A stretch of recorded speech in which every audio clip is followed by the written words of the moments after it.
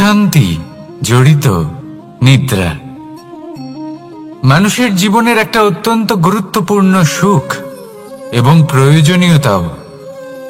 দেখতে গেলে এই সংসারের প্রত্যেক পশু পাখি, প্রত্যেক জীব অবশ্যই নিদ্রা প্রাপ্ত করেন, কিন্তু মানুষ, যার মধ্যে বিচার বিবেচনা করার শক্তি অন্যদের থেকে অনেক বেশি, তার কিন্তু ঘুমের কিছু সমস্যা অবশ্যই হয়। কি বলেন? তাই তো। এবার এর কারণ কি? চিন্তা। এবার চিন্তা আমাদের সবার জীবনে আছে।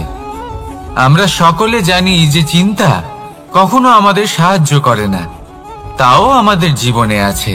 কেন? চিন্তার মাধ্যমে কি কখনো কোনো সমস্যার সমাধান হয়েছে? অর্থের চিন্তা করলে কি অর্থ লাভ হয়? ভবিষ্যতের চিন্তা করলে কি ভবিষ্যৎ ঠিক হয়ে যায়? স্বাস্থ্যের চিন্তা করলে কি স্বাস্থ্য নিজে থেকেই ঠিক হয়? হয় না। তাহলে এই সব কিছু থেকে আমাদের একটা ছোট্ট শিক্ষা অবশ্যই লাভ করা উচিত। আপনিও আপনার কাঁধ থেকে চিন্তার এই বোঝা নামিয়ে ফেলুন। আর এই সব ইচ্ছে একত্রিত হয়ে আমাদের মনে চিন্তা উৎপন্ন করে। তাই এই চিন্তাগুলিকে ত্যাগ করুন। প্রকৃতির প্রেমের উপর বিশ্বাস রাখুন। মনে রাখবেন, যিনি চিন্তা মুক্ত হবেন তিনি চিতা মুক্ত হবেন। সুখের নিদ্রা প্রাপ্ত করুন, আর নিদ্রায় যাবার আগে আমার সাথে ভালোবেসে বলুন, রাধা রাধা। মহাদেব, সেই দেবতা যিনি মহান, যাকে দেবতাদের দেবতা বলা হয়, যিনি হলেন আমার আরাধ্য।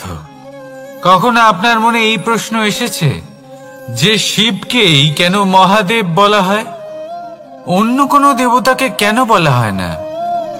সেই কারণ মহাদেবের মধ্যে, ওনার মধ্যে এমন এক বিশেষ গুণ রয়েছে যা অন্য কারোর নেই।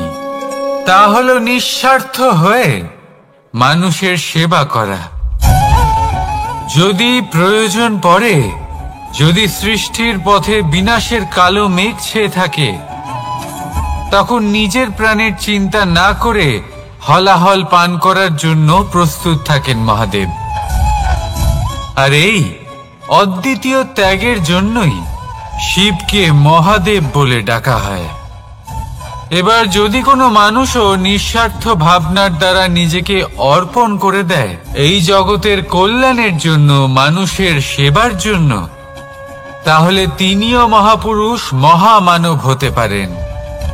যদি কেউ অভুক্ত থাকেন, তাহলে নিজের থালা থেকে অর্ধেক খাবার তাকে দিয়ে দিন। যদি কেউ অসুস্থ হন, তাহলে তাকে সেবা করার, চিকিৎসা করার চেষ্টা করুন। এই জীবন শুধু নিজের জন্য নয়, অন্যদের প্রতি, সমস্ত সংসারের প্রতি উৎসর্গ করুন। যদি এইসব মানুষ শিখে যান, তাহলে তিনি মহাদেবের পথে অগ্রসর হতে পারেন। যদি মানুষ নিঃস্বার্থ ভাবনার দ্বারা এই সংসারের সেবা করতে শিখে যান, তাহলে তিনি নিশ্চিত রূপে মহামানব অবশ্যই হতে পারবেন। আসুন আমার সাথে ভালোবেসে বলুন, রাধা রাধা। স্বর্ণ, হীরে, মুক্ত, মানিক, এই সব কিছুকে আগে পাথর বলা হতো। তাহলে এমন কি হলো যে এদের রত্ন বলা হয়? আর রত্ন তা বাস্তবে আসলে কি? এটা হলো সেই পাথর যাকে আগে আগুনের তাপ সহ্য করতে হয়েছে, পরখ করা হয়েছে, যাচাই করা হয়েছে, এদের কাটার চেষ্টা করা হয়েছে, কিন্তু তারা কখনোই নষ্ট হয়নি, বরং তারা আরো উদ্ভাসিত হয়েছে, আরো উজ্জ্বল হয়েছে, এই সংসারে আরো প্রকাশ ছড়িয়ে দিয়েছে। সেই জন্য এরা হলো এত অমূল্য, সেই জন্য এরা হলো বহুমূল্য, সেই জন্য এদের রত্ন বলা হয়। এবার মানুষের কাছেও এই নির্বাচনের অধিকার রয়েছে যে আমরা শুধু পাথর হয়ে থাকব নাকি রত্ন হয়ে থাকব। কিভাবে? আমাদের জীবনেও অনেক সমস্যা রয়েছে, বাধা আছে, বিপত্তি আছে। আমরা সেই বাধার তাপে উত্তপ্ত হই, এই সমস্যা আমাদের কাটার চেষ্টা করে। অনেক মানুষ বিভিন্ন পরিস্থিতি আমাদের ভাঙার চেষ্টা করে, কিন্তু আমাদের নষ্ট হলে চলবে না। যেভাবে এই রত্ন সমস্যার সম্মুখীন হয়ে পাথর থেকে রত্ন হয়েছে, সেইভাবেই আমাদেরও আমাদের সমস্যার সম্মুখীন হয়ে রত্ন হয়ে উঠতে হবে। এই সংসারে প্রকাশের স্রোত হয়ে উঠতে হবে। তাহলে এটাই করুন আর আমার সাথে ভালোবেসে বলুন, রাধা রাধা। সংসারে সবথেকে বড় শক্তি আসলে কি? কেউ বলবেন শারীরিক শক্তি, কেউ বলবেন অস্ত্রের শক্তি, কেউ বলবেন জ্ঞানের শক্তি।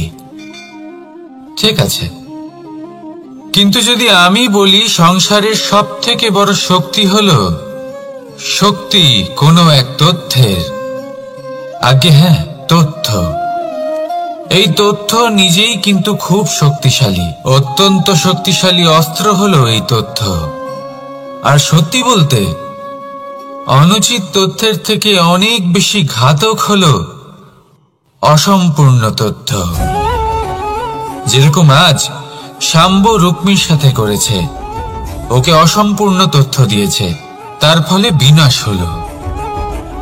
যদি এইভাবেই আপনার কাছেও কোনো অসম্পূর্ণ তথ্য আসে, আর যদি আপনি তা পরখ না করে দেখেন, যাচাই না করে দেখেন, আর নিজের কর্ম করেন, তাহলে উত্থানের বদলে আপনি পতনের সম্মুখীন হবেন। বিকাশের বদলে আপনার বিনাশ হয়ে যাবে। মনে রাখবেন একটা অত্যন্ত গুরুত্বপূর্ণ কথা, সঠিক তথ্য পাওয়া সঠিক তথ্য দেওয়ার থেকে অনেক বেশি গুরুত্বপূর্ণ। আশা করি এই কথা আপনি বুঝেছেন। জীবনে যখনই কোনো তথ্য আপনি পাবেন, সেই বিষয়ে ভেবে দেখুন, পরখ করে দেখুন, যাচাই করুন, তারপর নিজের কর্ম করুন। আর আমার সাথে ভালোবেসে বলুন, রাধা রাধা। ধর্ম এবং প্রেম, এই দুই হলো একই মুদ্রার দুই পিঠ। যদি এদের মধ্যে কোনোটা নষ্ট হয়ে যায়, তাহলে দ্বিতীয়টাও থাকে না। কখনো ভেবেছেন এমন কেন হয়? তার জন্য আগে আপনাকে বুঝতে হবে যে ধর্ম আসলে কি। ধর্ম সেটাই যা এই সংসারের প্রত্যেক মানুষকে একে অপরের সাথে সুখ এবং শান্তিতে থাকতে প্রেরণা যোগায়। এই প্রেরণার আধার হলো প্রেম। প্রেম সেটাই যে আপনার মধ্যে অন্য কারোর প্রতি করুণাবোধ জাগিয়ে তোলে, সম্মান জাগিয়ে তোলে। এবার যদি প্রেম চলে যায়, তাহলে সবার আগে বিনাশ হবে সম্মান আর করুণাবোধের। এবার যেখানে না প্রেম রয়েছে, না সম্মান রয়েছে, না করুণা রয়েছে, সেখানে ধর্ম কিভাবে বাস করবে? অশুভ ইচ্ছে জাগ্রত হয়ে ওঠে, ক্রোধ জাগ্রত হয়ে ওঠে, অহংকার জাগ্রত হয়ে ওঠে, আর তারপর আরম্ভ হয় অধর্মের। তাই যা যা ভাবনা আপনার অন্তরে প্রবেশ করছে, করতে দিন, কিন্তু যাই হোক না কেন, এই প্রেমকে নিজের থেকে দূরে যেতে দেবেন না। এই প্রেমকে চিরকাল নিজের কাছে রাখুন, নিজের হৃদয়। আর এই প্রেম ভাব নিয়ে বলুন, রাধা রাধা। মানুষের জীবনে উন্নতি লাভ করার জন্য তিনটি স্তম্ভের প্রয়োজন হয়। প্রথম স্তম্ভ শিক্ষা। এই শিক্ষা আমাদের জ্ঞান প্রদান করে। দ্বিতীয় স্তম্ভ ব্যবসা, যার দ্বারা আমরা ধন উপার্জন করি। তৃতীয় স্তম্ভ হলো আমাদের ঈশ্বর, আমাদের ইষ্ট। এনার সাথে যদি আমরা জুড়ে থাকতে পারি, তাহলে এমন একটা মানসিক বল আপনি লাভ করবেন, যেটা এই সংসারে আর কোথাও পাওয়া সম্ভব নয়। কিন্তু মানুষ অনেক সময় জীবনে এই তিনটি স্তম্ভ লাভ করা সত্ত্বেও সামনে অগ্রসর হতে পারেন না। তখনও জীবনে কঠিন পরিস্থিতি আসতেই থাকে। এমনটা ঠিক কেন হয়? কারণ সে জীবনে এই 3টি স্তম্ভ লাভ করে নেয়, জীবনে প্রয়োগও করে, কিন্তু তার ভিতের কথা সে ভুলেই যায়। যেমন প্রথম স্তম্ভ অর্থাৎ শিক্ষা। এই শিক্ষার আধার হলো শুভ চেতনা।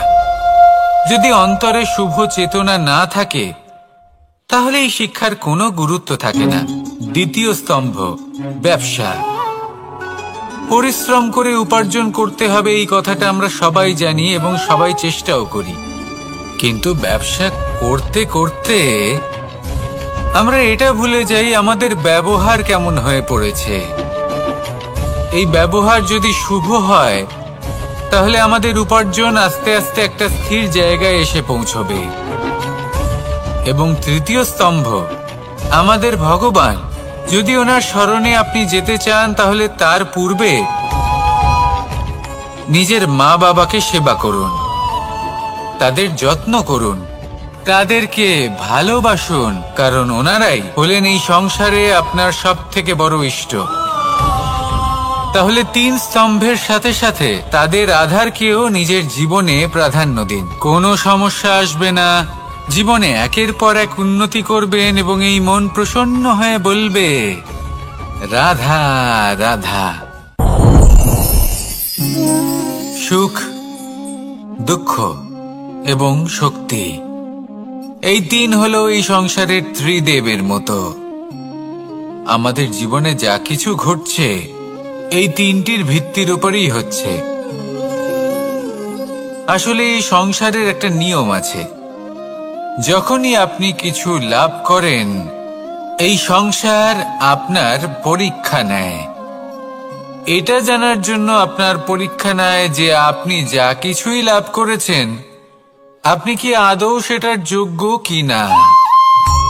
ঠিক সেইভাবেই এই সুখ, দুঃখ এবং শক্তি আপনার পরীক্ষা নিয়ে থাকে। যখন সুখ আসে তখন সে আপনার পরীক্ষা নেয় যে আপনার মধ্যে অহংবোধ জাগ্রত হয়নি তো। যদি অহংবোধ চলে আসে তাহলে সুখ সেখানেই সঙ্গ ত্যাগ করে।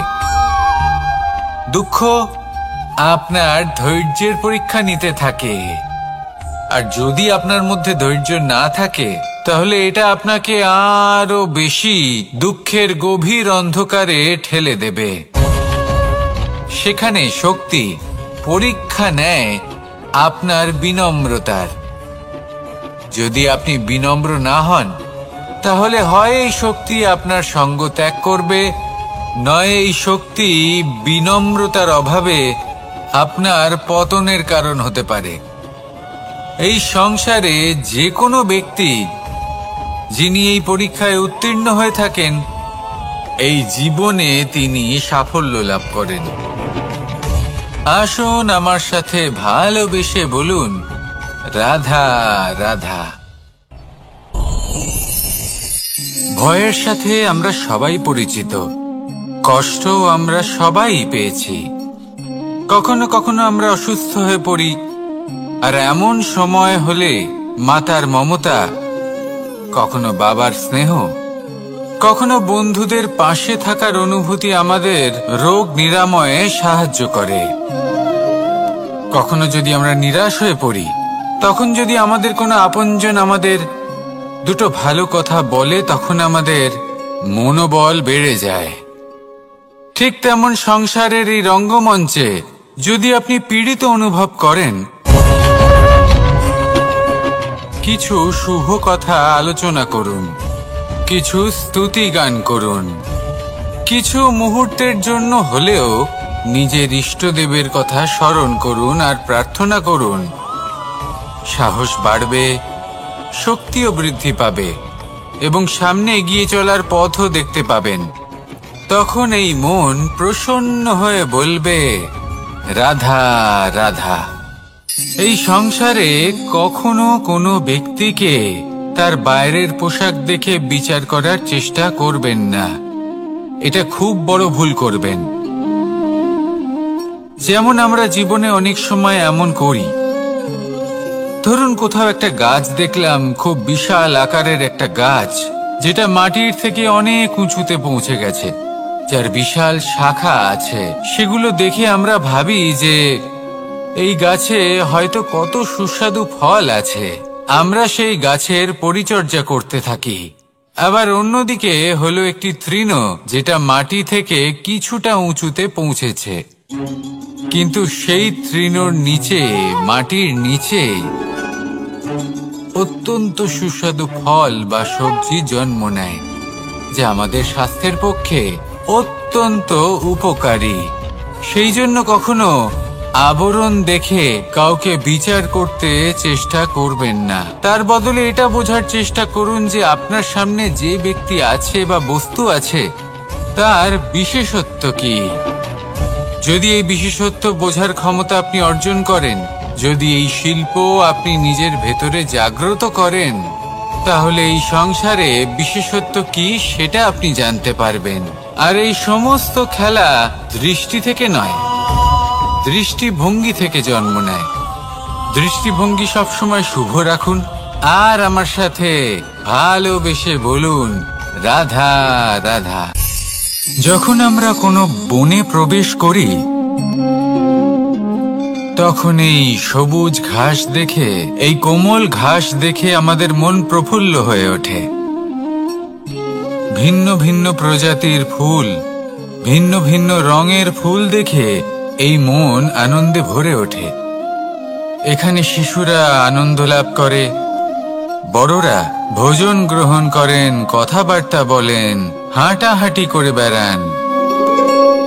এবার ভেবে দেখুন, যখন এই উপবনের নির্মাণ হয়েছিল, সেই সময় যদি এই মাটিকে সঠিকভাবে খনন না করা হতো, যদি তাতে সঠিকভাবে বীজ রোপণ না করা হতো, যদি কোনো সংঘর্ষ না হতো, পরিশ্রম না করা হতো, যদি চলতে চলতে পায়ে কাঁটা না বিঁধে যেত, তাহলে এই সুন্দর বন দেখে আমরা কি এই আনন্দ লাভ করতে পারতাম?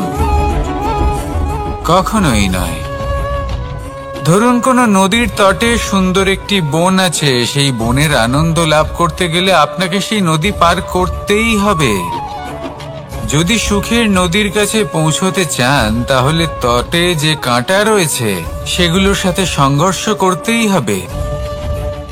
এই সংসারে যদি আপনি সুখ লাভ করতে চান, তাহলে সুখ লাভের এই যাত্রা শুরু করতে হবে সংঘর্ষ দ্বারা। তাহলে সংঘর্ষকে স্বাগত জানান, এর পেছনেই সুখ রয়েছে যা আপনার জন্য অপেক্ষা করছে।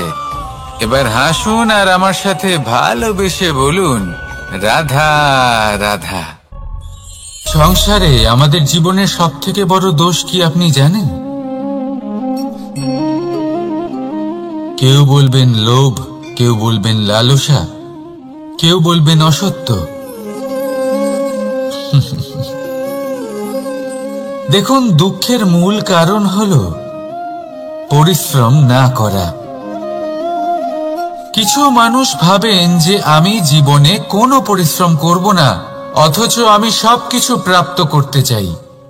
আর এমন এক কারণের জন্যই দূতের মতো খেলা আমাদের জীবনে প্রবেশ করার সুযোগ পায়।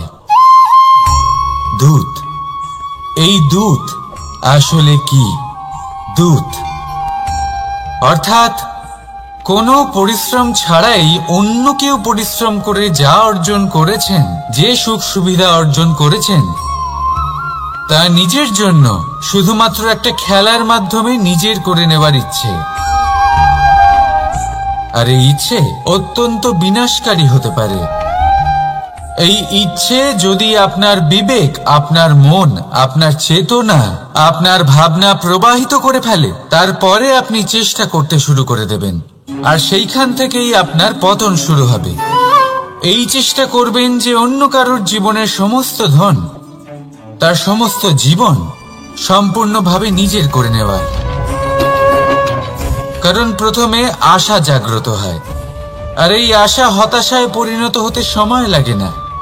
এই হতাশা কুণ্ঠায় পরিণত হতে সময় লাগে না, কুণ্ঠা লোভে পরিণত হতে সময় লাগে না, আর এই লোভ প্রতিশোধ স্পৃহাতে পরিণত হতে সময় লাগে না। আর যখন এই সব কিছু হয়, আপনি দুষ্ট হয়ে যান। আর সবাই জানেন যে প্রত্যেক দুষ্ট ব্যক্তির পতন হলো অবশ্যম্ভাবী। তাই নিজেকে দূতের থেকে দূরে রাখুন আর পরিশ্রমকে নিজের কাছে টেনে নিন। জীবনে আপনার যা যা স্বপ্ন রয়েছে, যা আপনি করতে চান, শুধুই পরিশ্রম দ্বারা অর্জন করুন। তাহলে তাই করুন আর আমার সাথে ভালোবেসে বলুন, রাধা রাধা। জীবনে কিছু শেখা অত্যন্ত গুরুত্বপূর্ণ। এবার কি কি শিখতে হবে, সেই সব শেখানোর জন্য অনেক শিক্ষক রয়েছেন। কিন্তু কি শিখবেন না আর কি করবেন না, এটা আমাদের নিজের অভিজ্ঞতা দিয়েই শিখতে হয়। কিন্তু তার মানে এটা নয় যে যদি আপনাকে শিখতে হয় যে আগুনের তাপ কতটা, আপনাকে আগুনের মধ্যে হাত দিতে হবে না। অন্য কারোর অভিজ্ঞতা দ্বারাও শিখতে পারেন। প্রশ্ন শুধুমাত্র একটাই যে আপনি কি শিখতে চান নাকি চান না। যদি আপনি এটাই ভাবেন যে আমি শুধুই নিজের অভিজ্ঞতা দ্বারাই শিখতে চাই, তাহলে জীবনকাল ছোট মনে হবে, অনেক কিছুই শিখতে পারবেন না। তাই নিজের সাথে সাথে বড়দের অভিজ্ঞতার দ্বারাও শেখা শুরু করে দিন। এই সংসারের অভিজ্ঞতা দ্বারা শিখতে শুরু করে দিন। আর এটা নিশ্চিত রূপে শেখা আবশ্যক যে কখন কি করবেন না, কোথায় থামতে হবে আর কোথায় থামবেন না। তাহলে আসুন আর আমার সাথে ভালোবেসে বলুন, রাধা রাধা। ভোজন। এবার ভোজন সংগ্রহ করার জন্য মানুষ কি না করেন, সব সময় চেষ্টা করতে থাকেন। ফসল উৎপাদনের জন্য অনেক পরিশ্রম করতে থাকেন, কিন্তু অনেক সময় অনেক পরিশ্রম করার পরেও ফসল ভালো উৎপাদন হয় না। এর কারণ কি? কারণ হলো এটাই যে আপনি পরিশ্রম হয়তো অনেক করেছেন, কিন্তু আপনার নজর তো সেই বীজের দিকে ছিলই না যা আপনি রোপণ করেছেন। সেই জন্য সব সময় কোনো বীজ রোপণ করার আগে তাকে পরখ করে দেখুন, তা অত্যন্ত আবশ্যক। আর সেইভাবেই যখনই কোনো কর্মের প্রশ্ন আসে, তাহলে সেখানে শুধুমাত্র পরিশ্রম যথেষ্ট নয়। সেই কাজের প্রতি আপনার কর্তব্য কি, আপনার উদ্দেশ্য কি, সেটা জানা হলো অত্যন্ত গুরুত্বপূর্ণ। তাই কর্ম করুন, কিন্তু সেই কর্মের প্রতি আপনার যা উদ্দেশ্য তার মাহাত্ম্য বুঝতে চেষ্টা করুন। তাহলে আসুন আমার সাথে ভালোবেসে বলুন, রাধা রাধা। মানুষ তার জীবনে শিক্ষা এবং প্রেম এই দুই লাভ করে তার মাতা, পিতা এবং গুরুর কাছ থেকে। কিন্তু মানুষ সবথেকে বেশি ভালোবাসে নিজের মাতাকে, কারণ মাতা খুব নির্মল চিত্তে ভালোবাসে, শান্ত মনে আমাদের অন্তরে শক্তির সঞ্চার করে থাকেন, আমাদের উৎসাহ দেন, বলশালী করে তোলেন। ব্যাপারটা কিন্তু এমন নয় যে আমরা নিজেদের বাবা বা গুরুকে ভালোবাসি না, তাদেরকেও আমরা অত্যন্ত ভালোবাসি, শুধু ওনাদের কঠোর ব্যবহার দেখলে আমরা একটু ভয় পেয়ে যাই।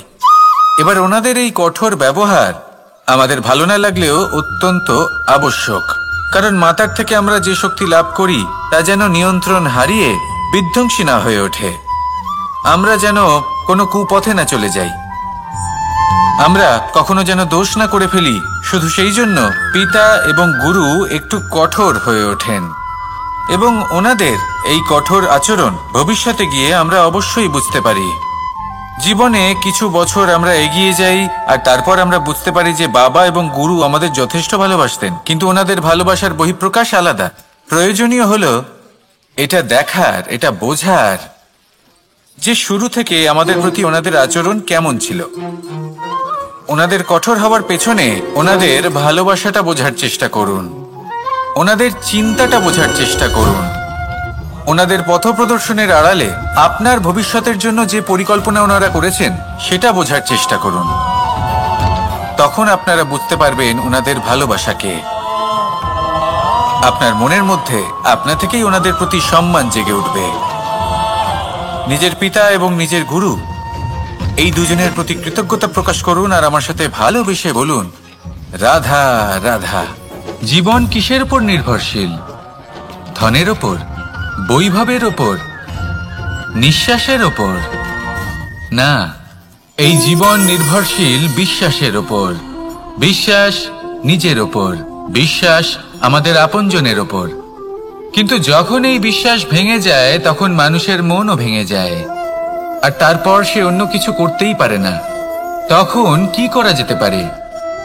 3টে কাজ আছে যা আপনি করতে পারেন। প্রথম, ভালোবাসা। যাকে আপনি ভালোবাসেন, যারা আপনাকে ভালোবাসে, ভুল যারই হোক না কেন, তার কাছে ক্ষমা চাইতে কখনোই সংকোচ বোধ করবেন না। দ্বিতীয় হলো বিশ্বাস। যারা আপনাকে ভালোবাসেন, আপনাকে বিশ্বাস করেন, তাদের বিশ্বাস কখনো ভাঙবেন না। তৃতীয় হলো আশা। যারা আপনাকে ভালোবাসেন, আপনাকে বিশ্বাস করেন, তাদের আশা আপনার সাথে জড়িত।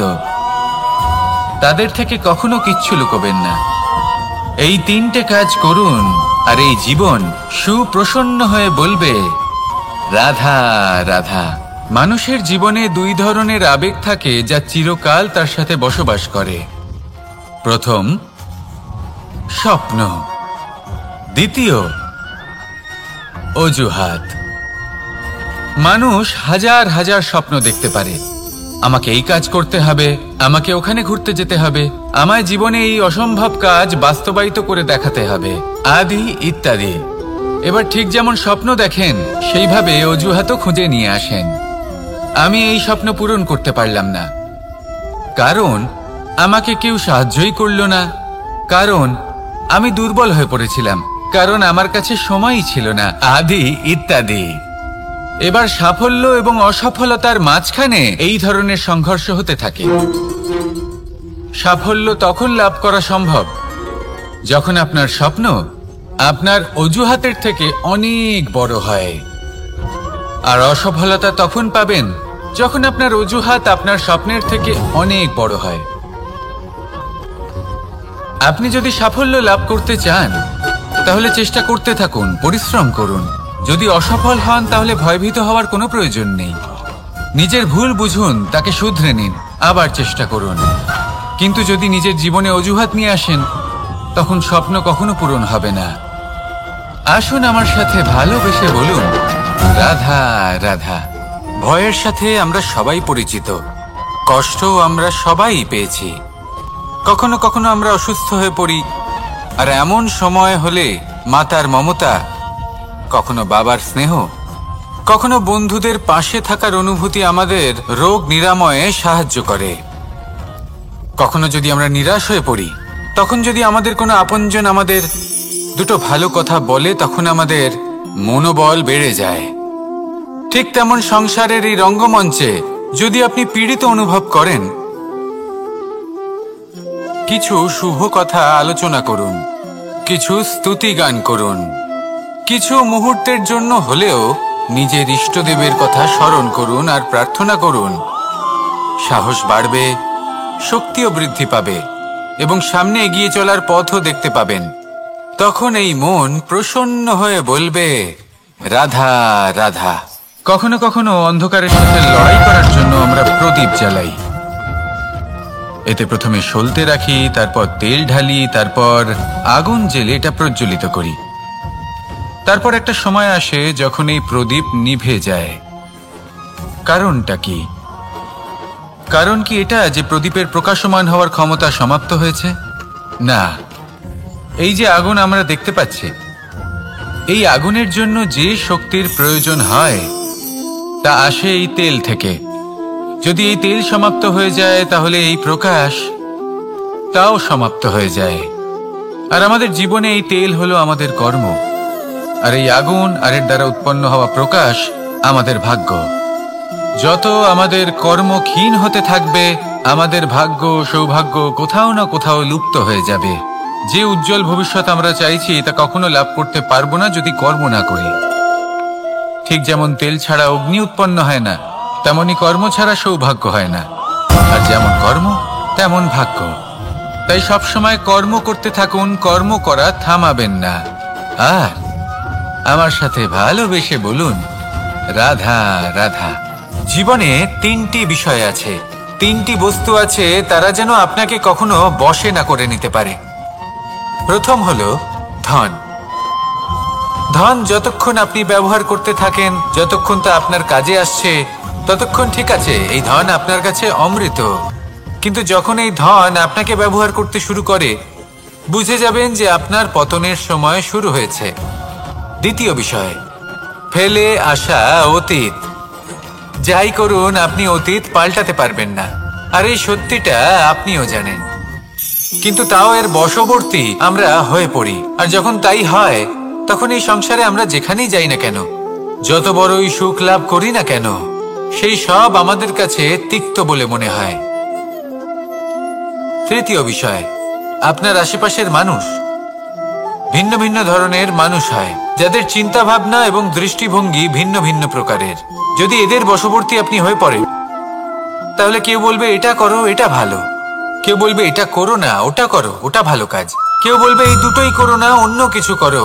এই কথাগুলিতে আপনি এতটাই জড়িয়ে পড়বেন যে আপনি লক্ষ্যভ্রষ্ট হয়ে পড়বেন।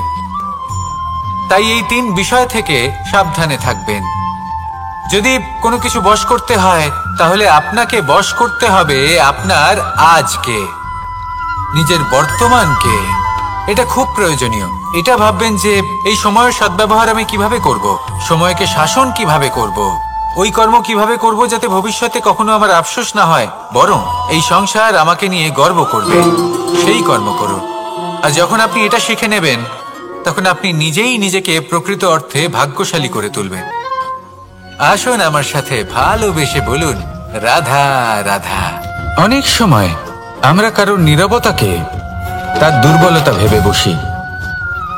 হতেই পারে সেই ব্যক্তি উত্তর দিতে চাইছেন না, হতে পারে অন্য কোনো কারণ আছে যা আমরা বুঝতেই পারছি না। সেই জন্য তাকে দুর্বল ভেবে নেওয়া অনুচিত। দেখতে গেলে এই বিশাল সমুদ্র এও কিন্তু নীরব, শান্ত হয়। কিন্তু যখন সে রুদ্র মূর্তি ধারণ করে, তখন কি হয়?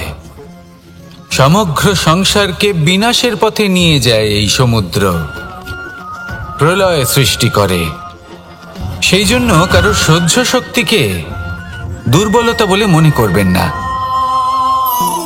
কারণ যদি এই নীরবতা নিজেকে ভেঙে বেরিয়ে আসে, তাহলে তা বিনাশের সমস্ত সীমা পার করে যেতে পারে। তাই এই নীরবতাকে সবসময় বুঝুন, সবসময় একে সম্মান করতে শিখুন, আর আমার সাথে ভালোবেসে বলুন, রাধা রাধা। কখনো কোনো চাতক পাখিকে দেখেছেন? কথায় আছে যে বছরে মাত্র একবার সে তার তৃষ্ণা মিটিয়ে থাকে, আর তাও আকাশে ভেসে থাকা মেঘের দ্বারা ঘটানো বৃষ্টির জলের ফোঁটা থেকে। আর কোথাও থেকে সে তার তৃষ্ণা পূরণ করে না। সারা বছর সে নিদারুণ গরম সহ্য করে, তীব্র শীতও সহ্য করে, শুধু এই আশা নিয়ে যে বছরে একবার অন্তত সেই মেঘের ঘন ঘটা হবে, বৃষ্টি হবে, আর সে তার তৃষ্ণা নিবারণ করবে। এটা আসলে কি? এটা আসলে বিশ্বাস। সেই বিশ্বাস যে বছরে একবার সেই মেঘ আসবে তৃষ্ণা নিবারণ করতে। যেমন দেখুন, একটা সূর্যমুখী ফুল সারা রাত অন্ধকারের সাথে যুদ্ধ করে, কারণ তার বিশ্বাস যে ভোরবেলায় সূর্য তাকে অবশ্যই দর্শন দেবেন। সেটাও বিশ্বাস ছিল যার উপর ভরসা করে মনু একটা নৌকা নিয়ে বেরিয়ে পড়েছিলেন এবং সমস্ত সৃষ্টিকে প্রলয়ের হাত থেকে বাঁচিয়েছিলেন। সেটাও ছিল ভালোবাসার প্রতি বিশ্বাস, যার উপর ভরসা করে বানর এবং ভাল্লুক সেনা নিয়ে শ্রীরাম আক্রমণ করেছিলেন সমস্ত বরদানপ্রাপ্ত অসুরগণ এবং রাক্ষসগণের লঙ্কায়, এবং জয় লাভ করেছিলেন। এই বিশ্বাসই হল এই বিশ্বের আশা।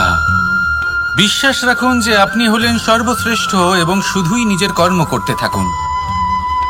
এই বিশ্বাসের আশাই আপনাকে প্রতি মুহূর্তে বল প্রদান করবে। এ হলো আমার বিশ্বাস। আসুন আর আমার সাথে ভালোবেসে বলুন, রাধা রাধা। যোগাসন। যোগাসনে আসন অত্যন্ত গুরুত্বপূর্ণ। এবার আমি বলবো সবথেকে শ্রেষ্ঠ আসন কোনটি। আশ্বাস। নিজেকে আশ্বস্ত করতে থাকুন যে আমি আছি, সব ঠিক হবে, যা হচ্ছে ভালোর জন্য হচ্ছে। এই আশ্বাস আপনাকে জীবনে এমন ধনাত্মক বিশ্বাস দেবে যে আপনি বড় বড় সমস্যার সমাধান করতে পারবেন। এবার যদি কথা বলি সব থেকে কঠিন সময়ের, তাহলে সেটা হলো বিচ্ছেদের। যা মা সীতাকে সহ্য করতে হয়েছে শ্রীরামের জন্য, রাধা কৃষ্ণকেও সহ্য করতে হয়েছে। যে ব্যক্তি বিচ্ছেদের সময় সঠিক পথে চলে এসেছে, সে জীবনে অনেক শ্রেষ্ঠ স্থানে অবশ্যই পৌঁছতে পারবে। এবার যদি কথা বলি সব থেকে জরুরি এবং গুরুত্বপূর্ণ সময়ের, তাহলে সেটা হলো সংযোগ। সকলকে সাহায্য করতে থাকুন। আপনি অন্যদের সাহায্য করে তাদের যত আনন্দ দিতে পারবেন, ততটাই আনন্দ আপনারও জীবনে অবশ্যই আসবে। আসুন আর আমার সাথে ভালোবেসে বলুন, রাধা রাধা। সংসারে সকলে উঁচুতে উঠতে চায়, কেউ নত হতে চায় না। সবাই এটা মনে করে যে নত হওয়ার অর্থ হলো তাদের আত্মসম্মান এবং অহংবোধের বিরুদ্ধাচরণ করা। তাদের মনে হয় যে যদি আমরা নত হই, সংসার আমাদের দুর্বল মনে করবে, তাদের শৌর্য এবং তাদের ব্যক্তিত্বের অপমান হবে। কিন্তু এটা কি সত্যি? প্রত্যেকবার নত হওয়ার অর্থ কি সম্মানহানি হওয়া? কখনোই নয়। আপনি নিজের জীবনকেই দেখে নিন। আপনার কোনো অমূল্য জিনিস যদি নিচে পড়ে যায়, তাহলে তাকে কিভাবে তোলেন? সেই বস্তুকে তোলার জন্য আপনাকে নত হতেই হবে। আপনি বড়দের আশীর্বাদ কিভাবে লাভ করেন? আপনি নত হয়ে তবেই তাদের আশীর্বাদ লাভ করতে পারেন, তাই না? ভেবে দেখুন, আপনি একটা পথে হাঁটছেন, আপনি দেখতে চাইছেন যে আপনি সঠিক পথে হাঁটছেন কিনা, পায়ের নিচে কাঁটা পড়ে আছে কিনা। কিভাবে দেখবেন? আপনাকে সেই মাথা নত করেই দেখতে হবে। এর অর্থ কি? অর্থ খুব সহজ। প্রত্যেকবার নত হওয়া অনুচিত নয়, সেটা কোনোভাবেই সম্মানহানি নয়। পরিস্থিতি অনুসারে এবং যেখানে প্রয়োজন, আপনি নত হতে শিখে গেলে আপনি অনেক কিছুই লাভ করতে পারবেন। জ্ঞান, মান, গুণ, বিশ্বাস। সেই জন্য প্রয়োজন এবং পরিস্থিতি অনুসারে নত হতে শিখুন। এতে অনুচিত কিছুই নেই। আত্মসম্মান থাকা অত্যন্ত প্রয়োজনীয়, কিন্তু তা যেন কখনো অহংকারে পরিণত না হয়। এই বিষয়ে অবশ্যই নজর রাখবেন এবং আমার সাথে ভালোবেসে বলবেন, রাধা রাধা। আমাদের জীবনে অনেক ধরনের ব্যক্তি এসে থাকেন। কেউ কেউ আমাদের সাথে থেকে যান, কেউ আমাদের থেকে দূরে চলে যান। কেউ ভালো মানুষ হন, কেউ খারাপ মানুষ। কিন্তু আমরা সবসময় সেই সময়টাকে নিয়ে দুঃখ প্রকাশ করি যখন আমাদের জীবনে কোনো খারাপ ব্যক্তি প্রবেশ করেন। তারা আমাদের খারাপ অনুভূতি দেন, দুঃখ দেন, কষ্ট দেন। আমরা সবাই তাকে ভালো মন্দ কথা বলি। কিন্তু কেন? এমন বিভিন্ন ধরনের মানুষ, খারাপ মানুষ, ভালো মানুষ, সবার জীবনেই আসেন এবং সকলকেই একটা অমূল্য শিক্ষা দান করে যান। এবার আপনি নিজেই ভেবে দেখুন, জীবনে যখন প্রথমবার আপনি আগুন স্পর্শ করেছিলেন, তখন আপনি একটা শিক্ষা লাভ করেছিলেন যে আমাকে আগুনের থেকে একটু দূরে থাকতে হবে। তারপর আস্তে আস্তে আপনি শিখলেন যে কিভাবে এই আগুনকে নিয়ন্ত্রণে রাখতে হবে।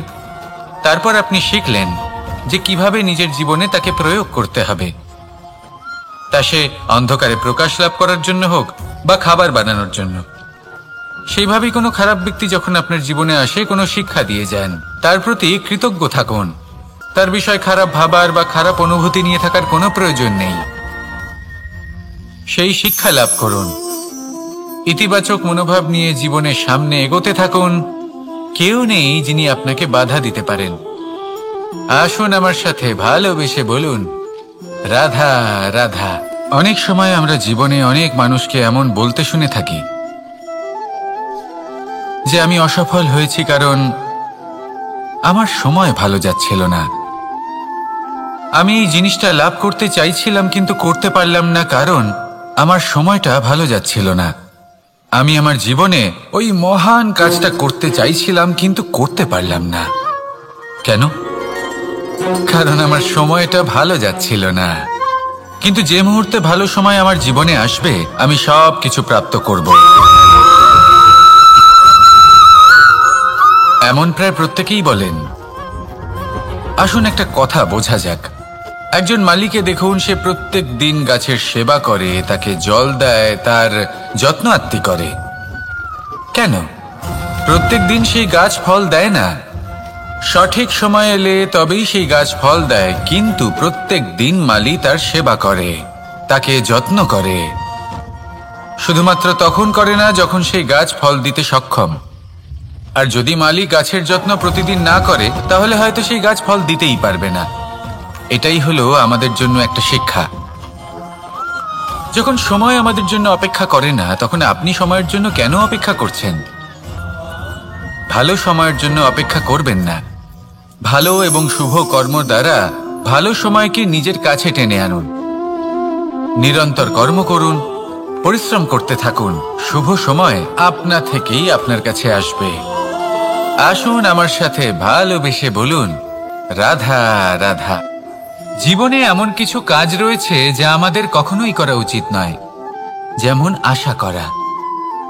যদি আপনি আশা করেন আর আপনার আশা পূর্ণ না হয়, আপনি খুবই কষ্ট পাবেন। এবার আপনি যদি প্রতীক্ষা করেন, করতেই থাকেন, আর সেই ব্যক্তি যদি না আসে তাহলেও খুব কষ্ট পাবেন। আর হলো তুলনা। আপনি যদি তুলনা করতে যান তাহলে এটাই ভাববেন যে হয় আমি বা অন্য কোনো ব্যক্তি, এই দুজনের মধ্যে কোনো এক ব্যক্তি নিকৃষ্ট। আর এই ভাবনাটাই হলো অনুচিত। যদি আমরা কথা বলি সেই সব বিষয়ে যা আমাদের করা উচিত, যেমন পরীক্ষা।